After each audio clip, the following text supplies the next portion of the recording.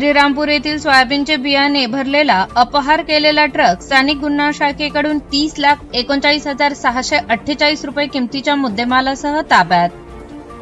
प्रस्तुत बातमीची हकीकत अशी की दिनांक 29/5/2026 रोजी दुपारी 12 वाजण्याच्या सुमारास दत्तनगर गजानन रोडवेज ट्रान्सपोर्ट श्रीरामपूर येथून फिर्यादीचे भाऊ सुनील भट्टडचे मालकीचे नाव असलेल्या आयशर कंपनीचा 2049 गाडी क्रमांक MH12 AV 6911 ही वरील चालक नाम जयसिंग मुक्ताजी भगत राहणार खानापूर यास विश्वासाने सुपूर्द केलेली गाडी ही मालासहित अपहार करण्याच्या उद्देशाने उचित स्थळी न नेता दुसरीकडे घेऊन गेला।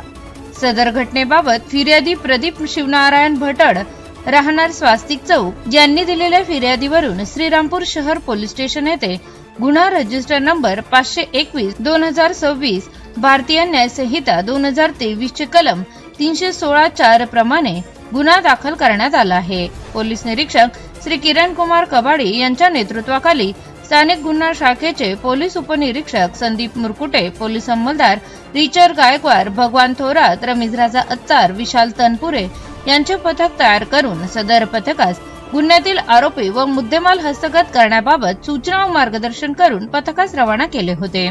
वर नमूद पथक गुन्ह्यातील पाहिजे आरोपी व मुद्देमालाचा शोध घेत असताना पथकास गुप्त बातमीदारामार्फत व्यावसायिक कौशल्याच्या आधारे गुन्ह्यातील मुद्देमाल भरलेला आयशर ट्रक क्रमांक MH12 VF 6911 हा राजगुरुनगर तालुका खेड जिल्हा पुणे येथील मार्केट यार्ड मध्ये उभा असल्याची खात्रीशीर माहिती मिळाली।